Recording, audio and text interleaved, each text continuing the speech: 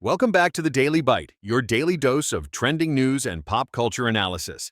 I'm Alex, and joining me today are the ever-optimistic Finn and our resident truth-teller, Lena. Optimistic? Alex, you owned me. I'm just here for the snacks and the occasional witty remark, but mostly the snacks. And I'm here to ensure we don't get too carried away by Finn's snack-fueled whims. Today, we're diving into a story that's been 16 years in the making, and it's got the internet buzzing. YouTube sensations Dan and Phil confirming their relationship. That's right, Lena. For those who might not know, Dan Howell and Phil Lester, known to millions as Dan and Phil, have been prominent YouTubers for well over a decade. Mm-hmm. They started as flatmates, collaborated on videos, built a massive fan base, and for 16 years, fans have speculated about the nature of their relationship. The BBC News even picked it up. 16 years? That's longer than some marriages. I mean, talk about taking your sweet time. Oh, Finn. My grandmother picked out her husband in like 2 dates. These guys needed a decade and a half to confirm they were more than friends.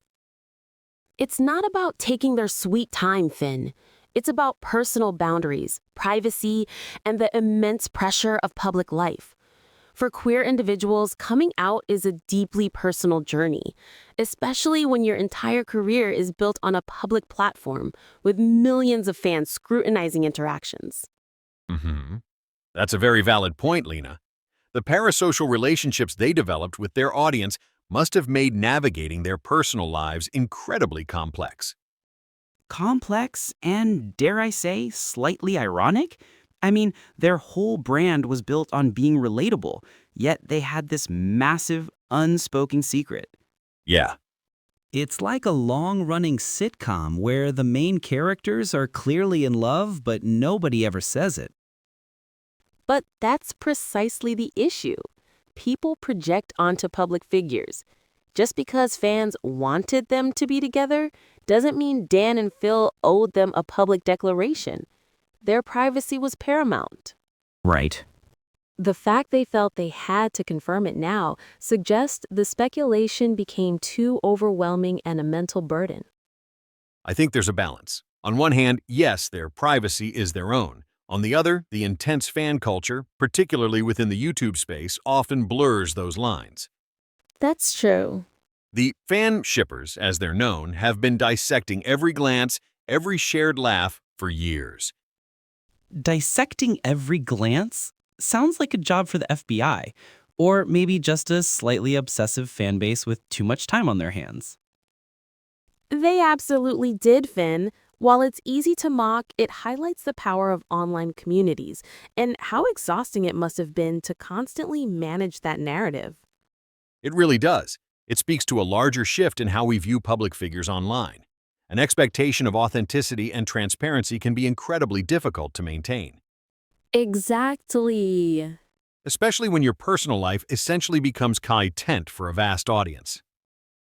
So, if I start a podcast with Alex and Lena and we live together, are people going to start shipping Phenalex?